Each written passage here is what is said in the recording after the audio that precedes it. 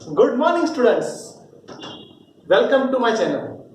All my dear students, जब तक आपने 10th का रिजल्ट आ जाए या 10th की प्रिपरेशन कंप्लीट कर ली है तो उसके बाद हम लोग आज फिजिक्स स्टार्ट करेंगे। तो पहले आपके माइंड में ये क्लियर होना चाहिए कि सर साइंस क्या है। तो सर साइंस तो हमने 10th में ऑलरेडी पढ़ चुका है तो उसके बारे में सब कुछ आइडिया है। तो साइंस को ही 3 भाग में डिवाइड किया जाता है। अगर हम लोग एटम की बात करें, मॉलिक्यूल्स की बात करें, तो वो सारी चीज आयन, वो सारी चीज को हम केमिस्ट्री के पार्ट में रखेंगे। दूसरा पार्ट पड़ता है बॉटनी, ह्यूमन, यानी हमारे पूरे बॉडी स्ट्रक्चर के बारे में, या कोई भी ट्री, पेड़ पौधा या फिर कोई भी जो मूवेबल पार्टिकल्स है उसके बारे में समझ में आए तो वो होता है बायोलॉजी। और तीसरा होता है आपके आसपास, वो जिंदा हो या मुर्दा हो, सबके बारे में आप एक्सप्लेन करो तो हो गया फिजिक्स। तो फिजिक्स का मतलब सही मायने में क्या है? मैं आपको फिजिक्स याद रखना कोई रटने का सब्जेक्ट नहीं है, आपको उसको प्रैक्टिकली समझना पड़ेगा। वो कैसे? मैं ऐसा बोलूं कि आप लोग यहां से चल के वहां पहुंच रहे हो तो एक फिजिकल क्वांटिटी हुई। सर वो क्या होता है? मैं यहां से पहुंच के यहां पहुंचा, यानी ये मेरी इनिशियल पोजीशन हुई, और यहां से मूवमेंट करके मैं यहां पहुंचा तो ये मेरी लास्ट पोजीशन हुई। इन दोनों के बीच में कुछ आया, डिस्टेंस, कुछ टाइम लगा, यानी दूसरी फिजिकल क्वांटिटी टाइम। जो फास्ट हुआ, स्लो गया, यानी वो आया वेलोसिटी। तो ये समझना है दोस्तों आपको कि आप फिजिक्स में ये सारी चीज पढ़ोगे। जैसे आप सबको यूनिवर्स के बारे में जानना बहुत अच्छा लगता है, तो हमारी जो सोलर सिस्टम है वो भी कैसे काम करती है, वो भी ये फिजिक्स में है। तो सबसे पहले फिजिक्स को समझने के लिए साइंस, तो साइंस वर्ड सबसे पहले लैटिन वर्ड में से आया, वो उसका मतलब होता है साइंटिया, उसके हिसाब से टू नो, यानी हमारे आसपास जो भी बन रहा है उसकी डिटेल्स हम जानना चाहते हैं। क्यों हुआ, कैसे हुआ, यानी आपके माइंड में कंपलसरी क्वेश्चन मार्क रहना चाहिए। क्या हो रहा है, क्यों हो रहा है, कैसे हो रहा है, ये सब जानने का अगर आपके अंदर एक जिज्ञासा होनी चाहिए, उसको ही हम लोग क्या बोलेंगे? साइंस। पहली बात, सर साइंस के अंदर फिजिकल क्वांटिटी या फिर फिजिक्स का मतलब क्या? तो scientific systematic attempt to understand natural phenomena, यानी हमारे आसपास जो भी बन रहा है उसको स्टेप बाय स्टेप समझो।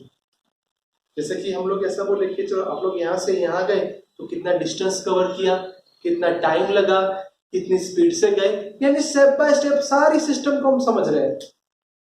तो पहली चीज, वो सब जानने के लिए आपको वर्ड यूज करना पड़ेगा फिजिकल क्वांटिटी।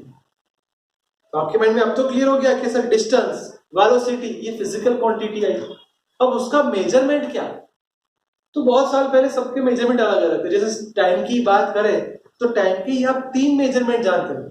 सबसे छोटा मेजरमेंट यानी सेकेंड, उससे बड़ा मिनट, उससे बड़ा आवर, उससे बड़ा डे, उससे बड़ा ईयर।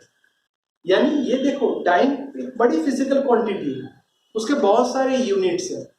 तो हमें पहले यूनिट के बारे में समझना पड़ेगा। Professor with certificate basic internationally accepted, ध्यान रखना इंटरनली एक्सेप्टेड, यानी इंटरनेशनल, सबको मान्य होना चाहिए।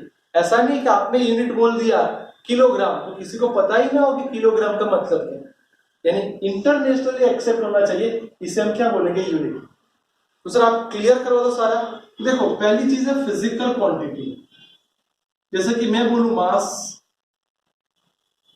दूसरा बोलूं लेंथ, यानी मेरे हिसाब से डिस्टेंस, तीसरा बोलूं मैं टाइम, चौथा बोलूं मैं एरिया। तो ध्यान से देखना दोस्तों, जैसे ये मेरी फिजिकल क्वांटिटीज आ रही है, उसमें मैं क्या काम कर रहा हूं वो ध्यान से देखना। इन सब का यूनिट लिखा है। जैसे कि मास, तो सर मास का यूनिट सबसे अच्छा रहता है केजी।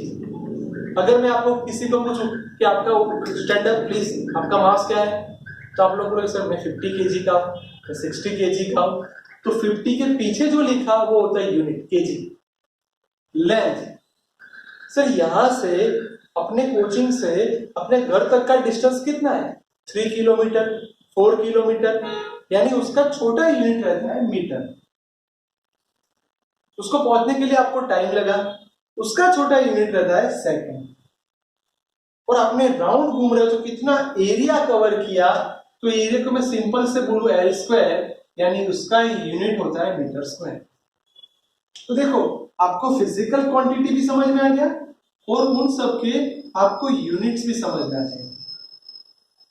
अब सर अब थोड़ा आगे जा, जैसे मैं आपको बोलूं स्पीड, उसको हम लोग कई बार वेलोसिटी की अभी बोलेंगे, बाद में मैं सिखाऊंगा स्केलर और वेक्टर फिजिकल क्वांटिटी में स्पीड। तो स्पीड का मतलब क्या होता है? मैं यहां से यहां पहुंचा, कितना टाइम लगा, तो सर उसका मतलब है distance upon time. Repeat, speed का मतलब total distance upon total time. Repeat, speed का मतलब total distance upon total time. तो सर इसका यूनिट क्या होता है? तो डिस्टेंस का यूनिट तो आपने अभी बोल दिया मीटर, टाइम का यूनिट आपने बोल दिया सेकंड, तो इसका मतलब स्पीड का यूनिट है मीटर पर सेकंड। उसको आप लोग मीटर सेकंड इनवर्स से भी लिख सकते हो। जैसे ये ऊपर चला गया तो उसका पावर क्या हो जाएगा? माइनस। तो सर पहली बात तो क्लियर हो गई। अब मैं उसके हिसाब से आपको सिखाना चाहता हूं लीनियर मोमेंटम।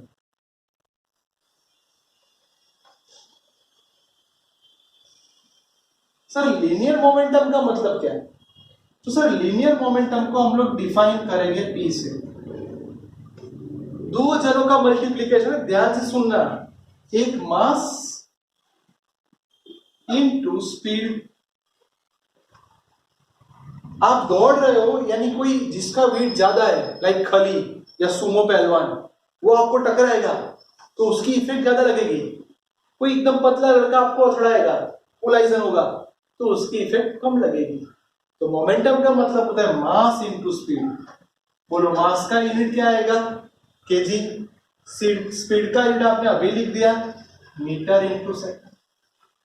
देखो मैंने आपको प्रैक्टिस करवाने के लिए ये लिखा है। तीसरा, कोई प्रोफेसर और एक लिखा हो तो मैं बोलता हूं फोर्स। चलो फोर्स का लिखना हो तो फोर्स का मैं आपको अभी फॉर्मूला में बोलता हूं, mass into acceleration. Repeat, mass into acceleration. तो पहली चीज आपको इसके हिसाब से एक्सेलरेशन का याद होना चाहिए। ये सारा 9th स्टैंडर्ड आ रहा है। बोलो एक्सेलरेशन मतलब क्या? तो एक्सेलरेशन मतलब velocity upon time. Repeat, acceleration मतलब वेलोसिटी अपॉन टाइम। बोलो वेलोसिटी हमारी कितनी है? तो उसका यूनिट हम जानते हैं मीटर इंटू सेकेंड।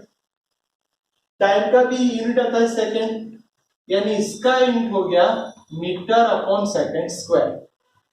अच्छा सा यूनिट हो गया। फोर्स का लिखना है, चलो इसके हिसाब से फोर्स का लिखो। चलो मास का क्या लिखोगे आप? केजी। एक्सेलरेशन का क्या लिखोगे? मीटर पर सेकेंड स्क्वायर। याद रखना दोस्तों, सबसे पहले फोर्स के बारे में एक्सप्लेन करने वाले हमारे सबसे फेमस साइंटिस्ट न्यूटन है, इसलिए उसकी याद में हम लोग कैपिटल एन लिखेंगे, यानी फोर्स का यूनिट रहता है न्यूटन। तो आज मैंने आपको पहला स्टेप क्लियर करवाया कि ये सारी फिजिकल क्वांटिटी और ये सारे उसके यूनिट्स हैं, कैसे यूनिट्स बनते हैं और भी आगे हम लोग पढ़ेंगे। पर ये ध्यान से देखो कि इसके बाद आपको मैं डीपी भी भेजूंगा, डेली प्रैक्टिस पेपर। ध्यान से देख सकते हो फर्स्ट टॉपिक।